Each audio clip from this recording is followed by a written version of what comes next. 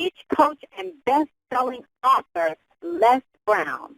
For those of you that have joined us before, know that this is your place for motivation, inspiration, and empowerment. I am Anita Hicks, your host, motivational speaker, life coach, and business trainer. And I want to thank each and every one of you for investing in yourself and joining us on the call tonight. After the call, you will have an opportunity to hear ways that you can stay connected to Les Brown and his Les Brown Platinum family. But for now, the man of the hour is on board. Mr. Brown, how are you? I'm great, and so are you. Doing better than good, better than most, and sometimes even better than bad. In the sunshine, I can hear it in your voice today. Well, yes, I'm in San Diego. Wow, are you doing training San there? Diego, and it's so beautiful. Yes, I'm speaking for Coldwell Banker, a real estate company, and so to a group of brokers and realtors, and so it's going to be exciting speaking with them tomorrow. So it's just a gloriously beautiful day today. Saw some of the seals and birds and pelicans when we were driving down here, so I'm excited to get started. Well, welcome. Well, I'm going to mute my phone and take it from here. Okay, thank you so much. I want to thank everybody for being on the call. I want to thank my daughter, Ona. She did a good job last week. She's trying to close in on her father. Come on, girl. I'm not scared of you. Bring it on. Had a great time in Las Vegas. I spoke for the Malibu Mastermind with Steven Sapini and Kevin Harrington from Shark Tank. And it was a great experience. And we were teaching entrepreneurs and speakers and coaches of how to use their stories strategically to build a national platform, international platform, and to earn seven figures. And we're going to be doing a few of those events, but we're going to be doing them with a very select number of people. And one of the things that I want you to do right now, I want you to think about your goals and dreams. And as you think about your goals and dreams, I want you to raise the bar on yourself. I always say that. Why? Because we can do more. But unfortunately, because of mental conditioning, because of our circumstances, because of our relationships, in most cases, they rub off on us, and most people go through life doing just enough to get by, being average. And average is over. The time where you can just be average, the time where you can just do just enough to get by, that day is gone. There's so many variables that can affect your life. Even if you're the number one salesperson on your job, that company can have a merger or decide to restructure, and you'll be out of your job.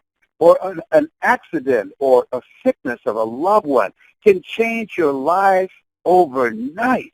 So this is a time that things are changing rapidly. It's the best of times, and it's the worst of times. So this is the time where you want to begin to align yourself with an elite group of people that I call hungry. If you want to make it today, you've got to be hungry. And most people are not hungry. Now, what do you mean by that? People that are hungry are willing to do the things today others won't do. People that are hungry manage their time. People that are hungry, they align themselves with people that they can learn from, that they can grow from, people that will stretch them mentally and intellectually, and people who have resources and contacts and relationships that can help them accelerate their progress in the direction of their dreams. People that are hungry are working to develop their talents and their abilities, and they stay away from people who are entertainment-driven, and they surround themselves with people that are achievement-driven. People that are hungry know that whatever they have done up to this point, and they have things, but they know that whatever they have done, it's only a tip of the iceberg of what's possible for them. People that are hungry are looking for ways to live full and to die empty. My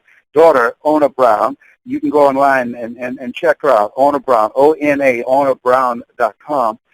She went to an event where Port Laureate, Maya Angelou spoke. And Maya, who now she's around 86 years of age, and they brought her in and they wheeled her on stage in a wheelchair. And Ona said during the presentation, it was standing room only, at a moment in her presentation, photographers are taking pictures, and she paused and said, "Excuse me, don't take any more pictures. I'm a teacher. I'm teaching now."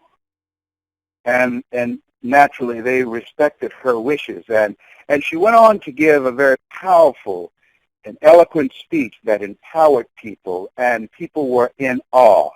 And then they pushed her off the stage in her wheelchair, and she began to get her oxygen before going out to meet people.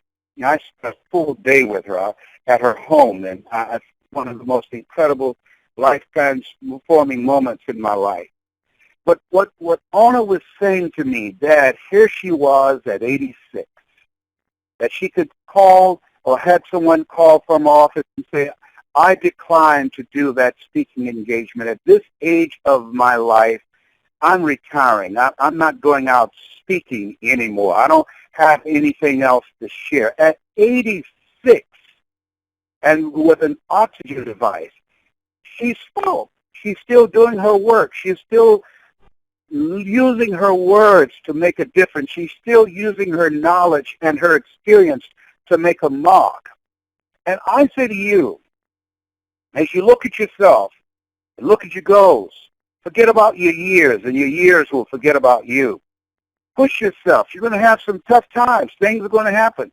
Some things will happen financially. Things will happen to loved ones. Some things will happen to you physically. I know about that.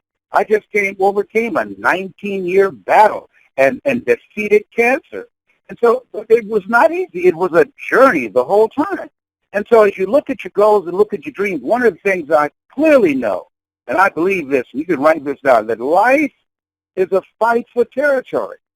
And once you stop fighting for what you want, what you don't want will automatically take over. Life is a fight for territory. And once you stop fighting for what you want, what you don't want will automatically take over. Most people go through life surrendering, having the power on themselves. When things get difficult, when things become challenging, hey, that's a part of the territory. When you have big dreams, when you have things that you want to do, things that you want to accomplish, be it a relationship, be it losing weight, improving your health, be it restructuring your business, or deciding to leave a job where you've gone as far as you can and to strike out on your own, or to do something that represents who you are, that is the purpose and the meaning of your life and gives your life a sense of fulfillment, whatever that is, it's going to be challenging. That's why 80% of Americans go to jobs every day that they hate. There's another percentage, that's a 14%, that's hungry. I said, no, I'm not settling. I'm not going out like this. I want more. I remember when I was sleeping on the floor of the Penobscot building, and one day the security guard, he saw me coming in. He said, "I know you're sleeping in your office." He said, "I want to ask you a question." I said, "What is it?" He said, "I know you do motivational speaking." He said, "Do you really think that you're going to make it big one day?" I said, "Yes, I do." And he said, "Why?" I said, "Because this is what I think about, dream about. I do work on it every day. I read about different speakers. I watch them. I listen to them. I study them. I go to seminars and workshops. When I'm speaking, it gives me life. When I'm speaking, I love to see the response to people. When I go to an event, I love to hear them say, 'He's here.' When I'm on stage and people are listening to me and taking notes, I said, it gives me goosebumps. This is what I love to do. I was born to do this. I have to speak." And he said, "Man," he said, "I used to dream like that, but reality set in."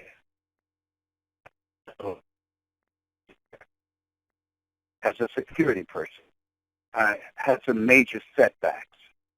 My mother got sick and she died, and my father, he left when I was around 6 years old, And I had to raise my brothers and sisters. And I said, I'm sorry to hear that your mother passed. My mother passed with breast cancer. And I'm sorry for the challenges that you face. I said, but let me ask you something. Is that dream still in your heart? He says, yes. And every day you pass here, I think about it. And that's why I have not reported you to the management. He said, I know you're sleeping in your office, and you're not supposed to do that.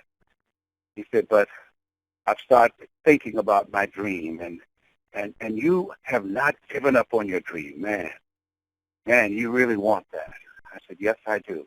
He said, be careful. The other guys who work this duty, they're not going to be as lenient as I am. But understand, man, about being hungry for something.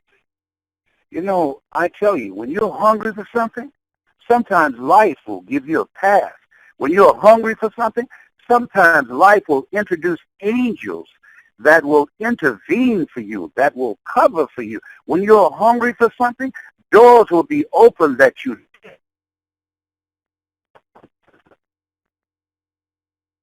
things, that the universe will yield and say, give her what she wants, give him what he wants. When you're hungry for something, the odds don't matter. I'm saying to you, whatever you're hungry for, don't let life or anybody or circumstances steal your dream. No. No.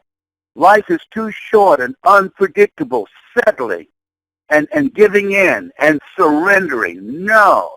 It might seem to be unreasonable. It might seem to be not realistic. People that tell you you're not practical. There will be moments you'll doubt yourself. I did.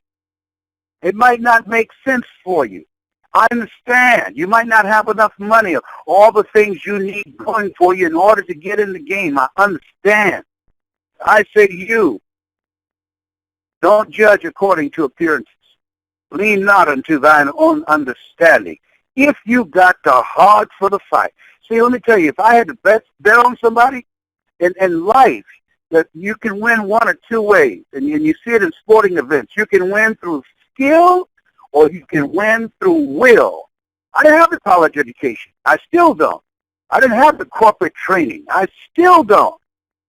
I had will. Jesus said, whosoever will, let him come.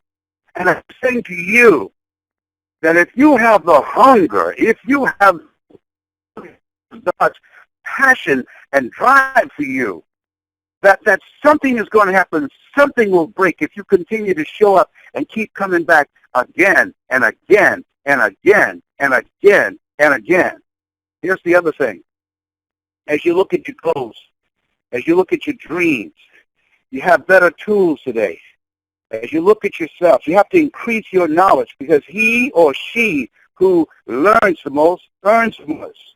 And you have more choices now than ever before. And that gives you a greater power to have more choices in your life. As you look at your life, I want you to look at it from your dream. Look at it from the dream. See yourself already there. See yourself experiencing it and doing it. I used to practice in my office. Before I even had furniture, I had one desk and a telephone on the 21st floor of the Penobscot building when the other offices were closed. I was giving my speeches, walking back and forth, visualizing myself, speaking to thousands of people, way before I was invited, way before I was introduced to audiences around the country and around the world. And who would have known that just a few months later, in around 7 months, someone put a cassette tape in the hand of a guy named Dexter Yeager, where 50% of the volume through Amway goes through his organization. And he invited me to speak to a group of his people, and it was in Atlanta. Who would have known when I went there and showed up, and they picked me up in a limousine, that it would be in a stadium of over 80,000 people. In fact, I want all of you to go to lesbrownmotivation.com. lesbrownmotivation.com, and I want you to pass the word. Every week, I'm giving away my first video that I did on public television called You Deserve, and then the one I did where I spoke before 12,000 people in Chicago, and the one where I spoke to over 80,000 people in the Georgia Dome, and the 7 principles of how to tell your story. I want you to go to LesBrownMotivation.com and download it free and give it out to others. Why are you doing that? Because it's good to me. He's been good to me. I am cancer-free. I have more energy. You can hit I'll kill a mosquito with an axe. I'll tell you some of it here. I am so grateful. I mean, when you think about it, here I am at 69. Who's looking to hire a 69-year-old man? At 69, and I'm stronger. At 69, I'm going to China this year. I'm going to India. I'm going to Sweden in 2 weeks. I don't just bring you this message of telling you that you have greatness within you. I'm living this message. I'm living it. And I'm telling you from a place of knowing. And I doubted myself so many years. For 14 years. That's, I heard somebody say the other day, if they had to live their life over again, they would not change a thing. I can't say that. I cannot say that. If I had my life to live over again, I would not have procrastinated. I would have not doubted myself.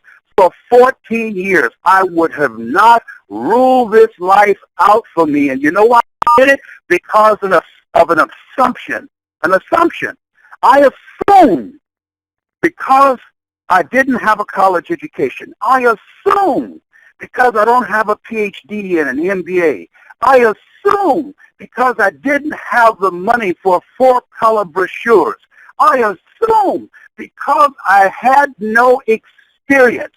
I assumed because I had no background in the industry. I assumed because people who had more education and more money and more resources than me and had been in the industry longer than me, I assumed that I couldn't get in. I assumed that I wasn't good enough. I kept myself out of life, out of living my purpose. I kept myself out based upon an assumption that no one gave me. I gave myself. What are you assuming about yourself when you're looking at your dream? What assumption are you allowing to hold you hostage? You were chosen for something special. You were chosen by God for 100 million sperm. There is something in you. That's why you're listening to me right now. There's something in you that does not want to settle. There's something in you that wants to express. Something in you that says, I know I can do more. This is not it for me. I'm not going to let this get the best of me. And that's what I had to do. Talk to myself. And to walk away from the assumption that I didn't have what it took. An assumption. I could have flipped that and assumed that I could do it. So as you think about your goals, learn to tell your story, and the principles that I'm going to send you will give you guidelines on how to do that. Why? Because whatever business that you are in, you are the voice of the business. When Chrysler was in trouble years ago, they called Lee Iacocca to tell the story. Colonel Sanders, when he was alive, he sold his chicken. He sold it himself. You are the voice of your business. You are the voice of your dream. And you have a voice. Here's something else. As you look at yourself, as you look at your goals, right tonight, take the time, make a list of the people that you communicate with most. And write them down and look at them.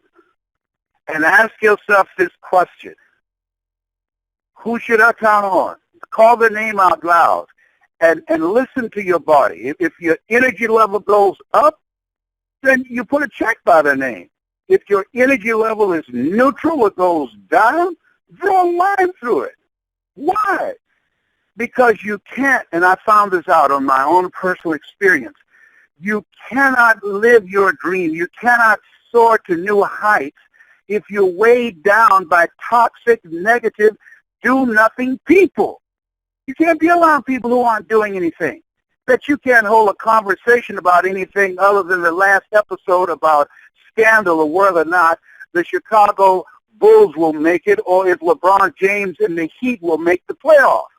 You can't do that. When you got a goal and a dream, you've got to be singularly focused. When you're hungry, it becomes your magnificent obsession. When you want to throw in the towel on yourself, I had to think about my mother when I wanted to give up. And I thought about my mother when I used to sit by her bedside and when I would rub her ankles that were swollen with arthritis. And I thought about when she was raising us and we knew when it was going to rain. She said, "Oh, Arthur's bothering me." "Mama, who's Arthur?" "My arthritis." But yet and still, she got up and she fixed breakfast for us. She had a cup of coffee. She smoked her little Lucky Strike. She had one. And I'm not talking about a filter. Baby Brown smoked a Lucky Strike every day. She loved her Canadian thick bacon, the 2 eggs, a Lucky Strike. She would smoke that, and she had a cup of coffee. My mother was something else. That was her ritual every morning. And she would get dressed to go to work on Miami Beach to clean homes and to keep children and cook for families in spite of her swollen ankles, in spite of her swollen knees. She made it happen. And when you are hungry for a dream, you'll make it happen. You'll figure it out. See, most people are living their fears because they're wimps. That's what I was for 14 years. I was a wimp. I didn't have the stomach for what it took to pursue my dream. I use excuses, of course, to give myself a pass. I don't have a college education. I never worked for a major corporation. I don't have any contacts. I don't have the 4-color brochures. Who's going to hire me to come in and motivate them to do something I've never done? I had all kind of excuses. See, in life, you can either have excuses or you can have results. And finally, I came to a place within myself. I was and I saw someone, and I said with tears in my eyes, if they can do it, I can do it. This is my key to take care of my mother. This is my key to take care of my children. This is my key to create a new life for myself. And I threw gasoline on the bridge. You got to burn the bridge. See, I just came to a place in myself and said, I can't go back home. I can't go back home. Leslie, come on back home, baby. I can't, Mama. I can't. I can't come back home and live with you. I can't. When I come back home, I'll be able to take care of you, but I can't come back home and live with you. I've got to figure this thing called life out. And nobody said it would be easy. Nobody. What is your dream? What do you want? I don't know where you are in your life. I don't know what you are going through or growing through. But here's what I know, based upon my own experience. Greater is he that is in you than he that's in the world. What's in the world? Rejection. What's in the world? Adversity. What's in the world? Opposition. What's in the world? Tough times. That's what's in the world. Yeah. And you've got some stuff in you. You've got greatness in you. You're greater than any situation in your life. You are greater than any setback in your life. You are greater than your circumstances. You are greater than the toxic relationship that you have allowed yourself to be abused in. You are greater than the job that you allowed yourself to be stifled in. Yeah.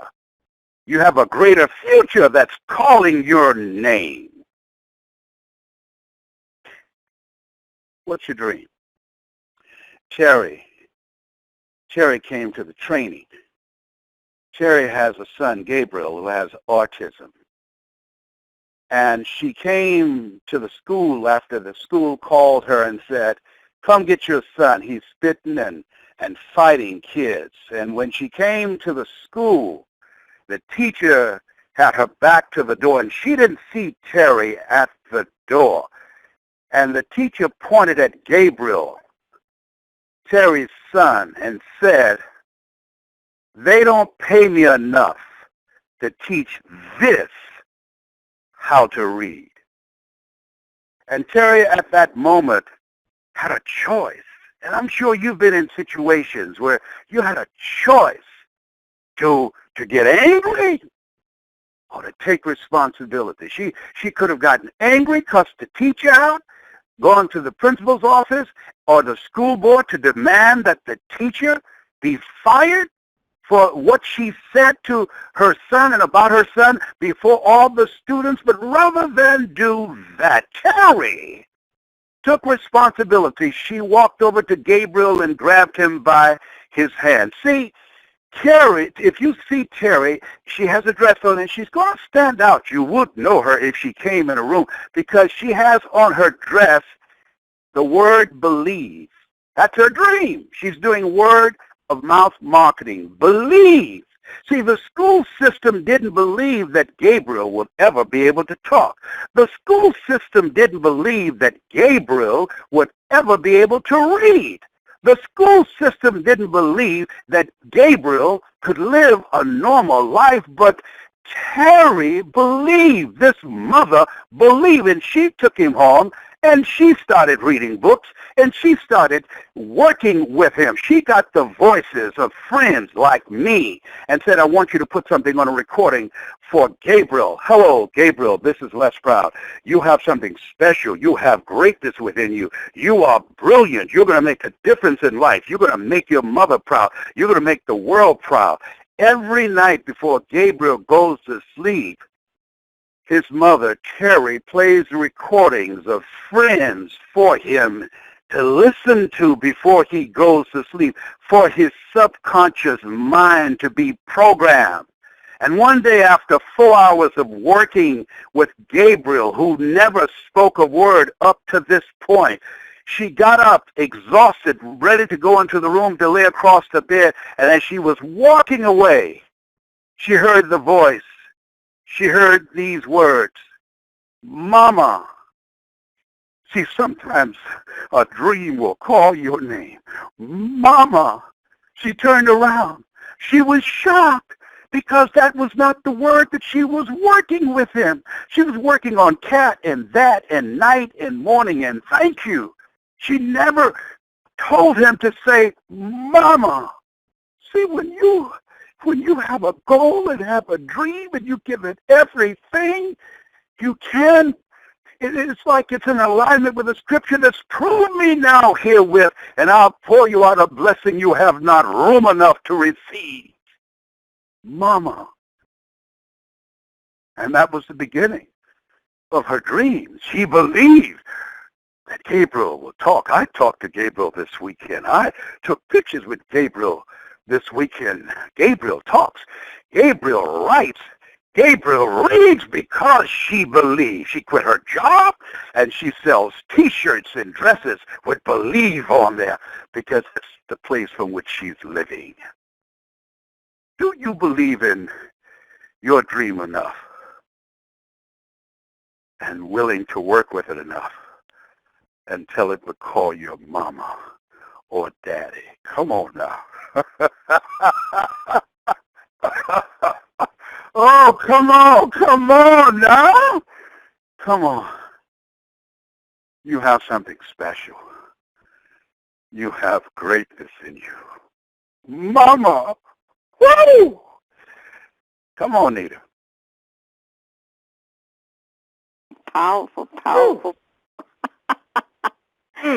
Les Brown, that's a powerful dream there. I tell you, that's powerful. That is so powerful. The unexpected. Wow. Anita, I see your list. I'm over here. Mama. I'm just still holding it. But go ahead, Stacy. Go ahead. Ooh, I'm over here saying, Mama. Ooh, I'm going to be quiet till I do the announcement, but Les Brown, ooh, wait, you tore it up tonight. I tell you, Mama, you got me over here jumping. I'm ready to fly. Les, that came from such a deep place.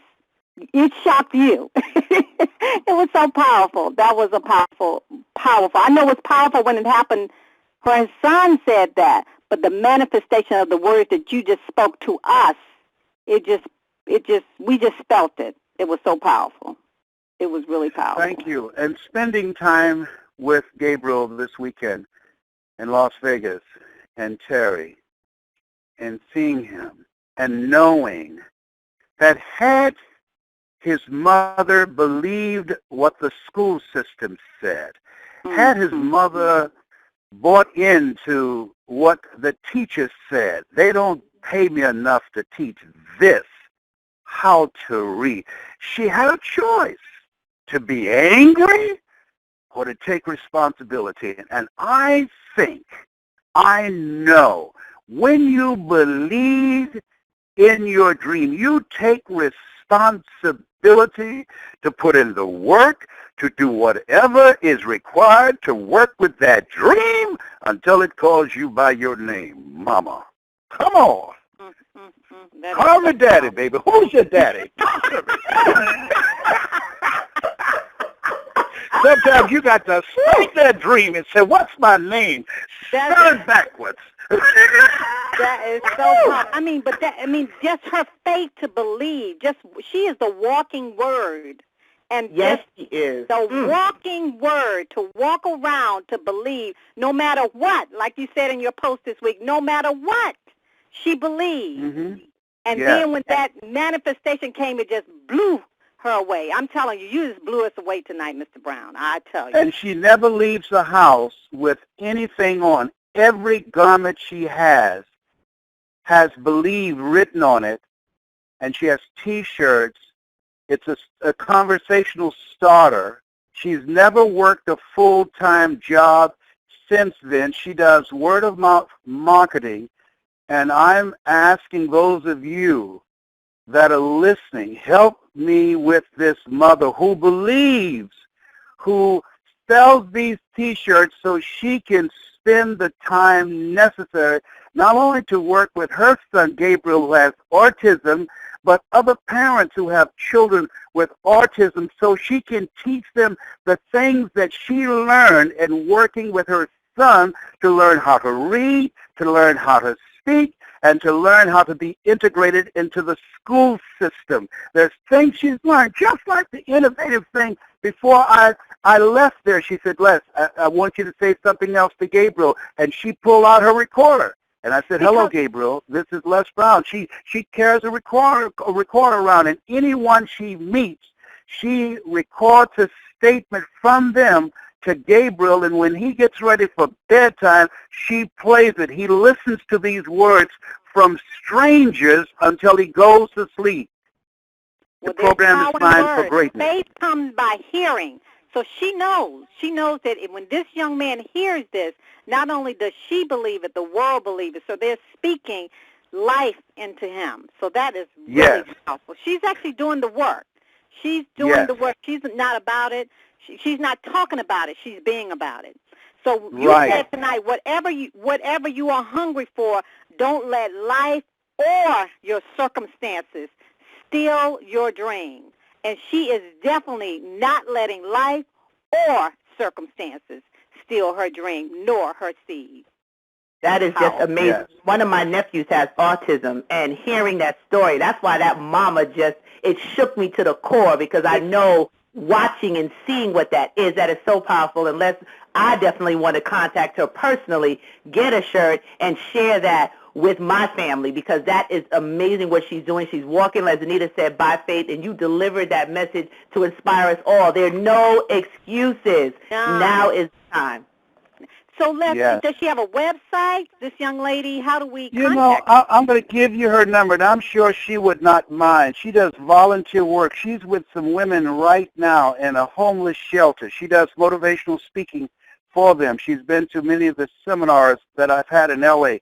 I'm going to give her number out, and I'm sure she'll be okay, because she needs to sell more T-shirts. But even while she's taking care of her son, she's making time in her schedule to speak to women who have been in abusive relationships and are homeless with kids, and she goes to motivate and encourage them. And they listen to the call every Monday night in Las Vegas. Her number is 702-243-8888. 8808. And what is her name? Her name is Terry, and his name is Gabriel Terry. 702-243-8808, 8808, and she'll give you the website, and you can then give it to everybody so people can order T-shirts. She's a wonderful mother, wonderful person. I've been working with her to tell her story about the power in believing. Powerful, powerful, powerful message. And Yes. Thank you so much for being on the call tonight. Indeed, Thank you. Les. It's a pleasure. It was a Well, phenomenal I had to message. bring it after Ona was on last week. I had to Yes. bring it, honey. Ona has been burning it up. Yes, she Yes, has. Yeah. Ona was not playing, Les. Ona was not playing. I told her, we even had callers say that, yeah, we love Les Brown, but Ona. Well, I got some other platinum sneakers that can warm this thing up too, like y'all. Yes, So yes, don't worry. yes, We gonna break some others up in here. Okay, thank y'all so much. Good night. Thank Love you, you. Les. Good night. All right, Yes, all right. Good night. too.